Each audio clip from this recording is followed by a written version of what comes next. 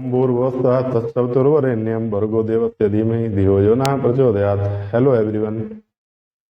हमारे देश में जितना जो है पूजा पाठ होता है उतनी ही कुप्रथाएं भी फैलाई गई हैं।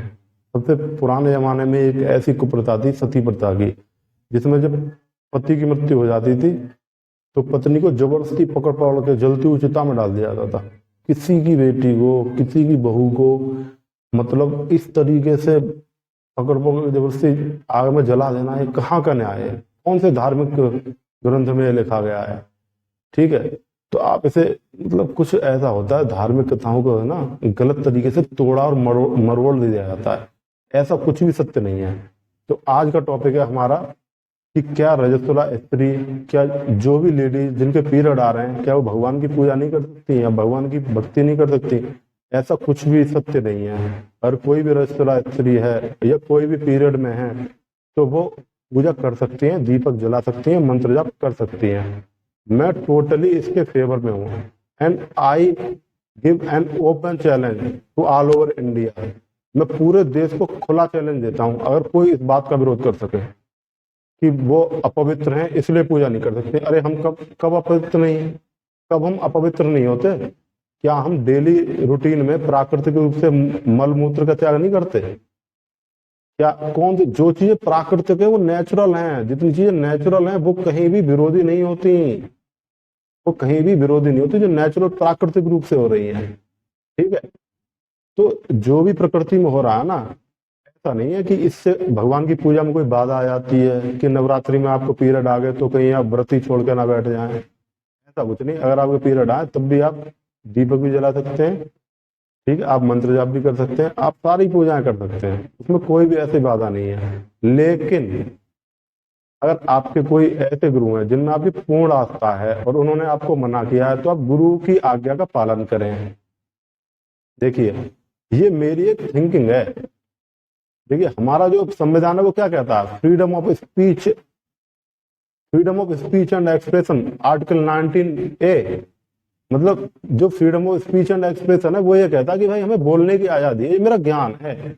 आप मुझ में कितना अभ्यास करते हैं मैं नहीं जानता, लेकिन मैं बस आपको ये बता रहा हूँ कि ऐसा कुछ नहीं है। मैं इस बात में विश्वास नहीं करता कि एक रजस्वला स्त्री को पूजा करने से रोका जाना चाहिए या उसे पूजा नहीं करनी चाहिए कि वो अपवित्र हो जाती है। भाई पवित्र तो हम हर वक्त ही होते हैं, ठीक है, हम डेली मल और मूत्र का त्याग करते हैं। इसका मतलब ये नहीं है कि रजस्वला स्त्री पूजा नहीं कर सकती। लेकिन कहीं कहीं पे ऐसे बंधन आ जाते हैं कि देखो, गुरु और भगवान के अवतार जो गुरु होते हैं ना, जो महापुरुष होते हैं, वो तुम्हारे अनुकूल व्यवहार नहीं करते, वो तुम्हारे विपरीत व्यवहार करते हैं। तुम्हें ऐसा लगता है कि ये तो महापुरुष हो ही नहीं सकते, तुम्हें ऐसा लगेगा ये पता नहीं क्या कह रहे हैं, ये महापुरुष नहीं हो सकते। भाई साहब, संत और महापुरुष हमेशा उल्टा व्यवहार करते हैं। तुम्हें ऐसा लगेगा ये संत नहीं है। अगर ये पता लग गया ना तुम्हें संत है, तो वो मतलब जो अच्छा संत होगा या महापुरुष होगा वो खुद ही ऐसे दुर्गुण तुम्हें दिखाएगा, वो तुम कभी समझोगे ही नहीं कि ये बहुत बड़े संत हैं। ठीक है, तो गुरु की आज्ञा का पालन हमेशा करें। अगर गुरुजी कहते हैं, अगर आपके कोई गुरुजी हैं और गुरुजी आपसे कहते हैं कि जब आपके पीरियड आएगा ना तब आप पूजा ना किया करो, तो आप उस बात को माना करो। लेकिन नॉर्मली आप इस बात में बिलीव कीजिए कि अगर कोई भी रजस्वला स्त्री है या किसी भी स्त्री के पीरियड आए हुए हैं तो वो पूजा कर सकती है भगवान की। वो कुछ भी ऐसा नहीं है कि अपवित्र नहीं है।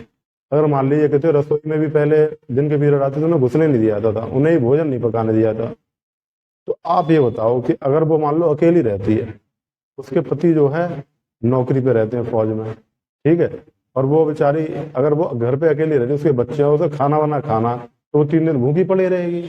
ये कौन सा लॉजिक हुआ कि वैसे वो पीरियड में तो खाना नहीं पकाएगी, रसोई में नहीं जाएगी?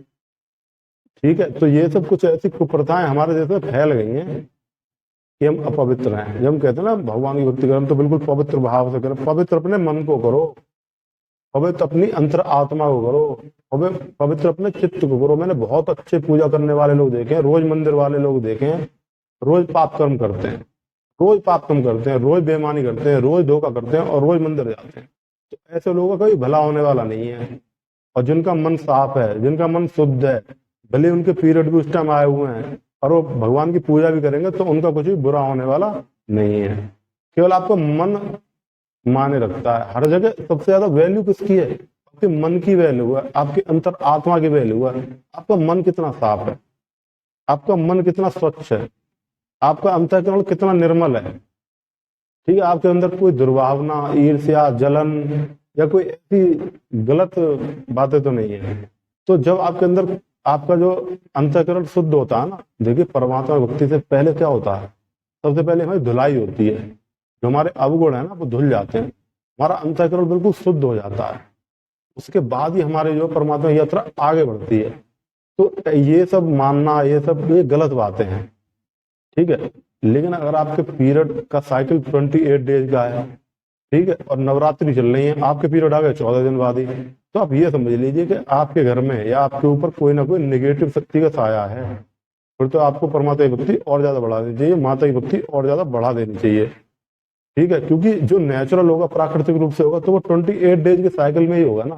अगर 28 डेज के साइकिल 2-4 दिन आगे चला जाए या 2-4 दिन पीछे आ जाए तो भी वो नेचुरल ही है, तब तो ये तो होता रहता है। लेकिन अगर वो अचानक से पता लगे, आना चाहिए 28 दिन के बाद, आ जाए 14 दिन के बाद ही, वो भी नवरात्रि में, तो समझ लेना कि आपके ऊपर किसी ना किसी निगेटिव शक्ति का साया है। तो आपके बने बनाए काम भी बिगड़ने लग जाएंगे। आपको ये लगे पता नहीं क्या है कि हमारे काम बने बनाए बिगड़ जाते हैं, तो उसके लिए केवल आप परमात्मा की भक्ति से ही उसे सॉल्व कर सकते हैं। या फिर एक माता का ये मंत्र आता, सिद्ध कुंज का स्रोत, इसमें किसी रक्षा कवच की आवश्यकता नहीं, इसमें किसी भी आपको अन्य साधनाओं की आवश्यकता नहीं है। इसे आप केवल जब से ही माता की भक्ति से भी आप उस नकारात्मक शक्ति को दूर भगा सकते हैं। अगर आप मुझ पे इसमें डिटेल में जानकारी पूछेंगे तो मैं डिटेल में बाद में बताऊंगा। तो आज का जो मेन टॉपिक है कि रजस्वला स्त्री की पूजा नहीं कर सकती या वो नहीं कर सकती, ये सब केवल भ्रम है, ये भ्रम के द्वारा फैलाई गई बातें हैं, ऐसा कुछ भी सत्य नहीं है। Thank you, have a nice day.